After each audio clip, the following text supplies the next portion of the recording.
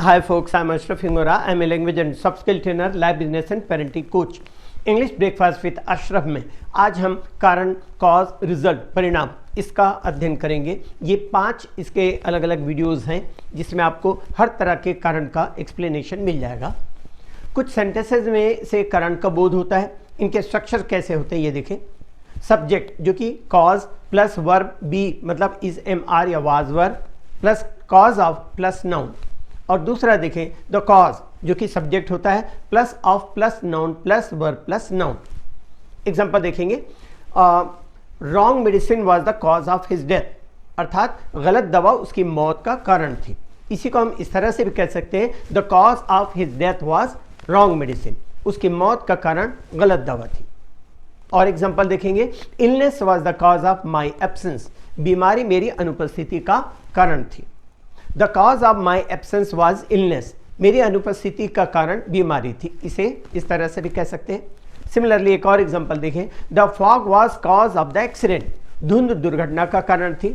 इसे दूसरी तरह कहें तो ऐसा भी कह सकते हैं, the cause of the accident was the fog, दुर्घटना का कारण धुंध थी।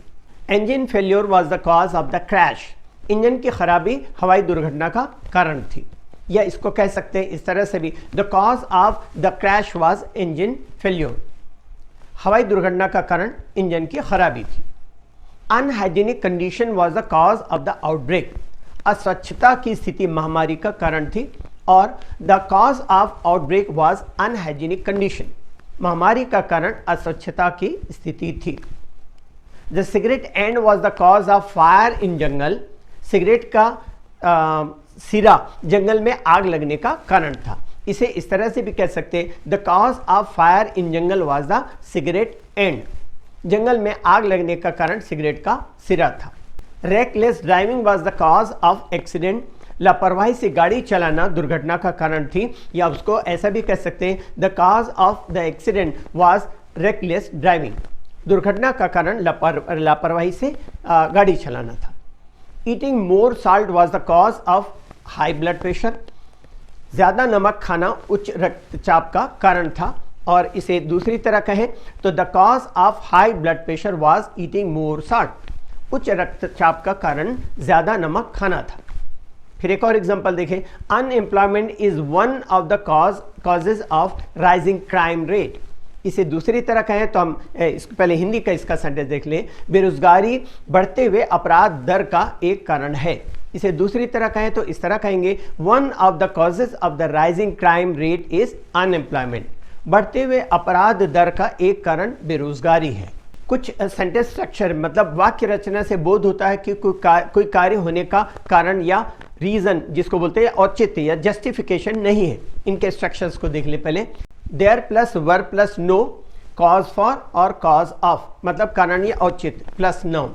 एग्जांपल देखेंगे, there was no cause for concern, इसका मतलब चिंता का कोई कारण नहीं था।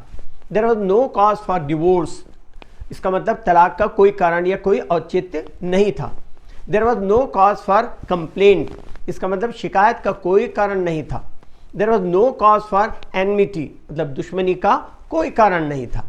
There was no cause of hurry, जल्दबाजी का कोई कारण नहीं था।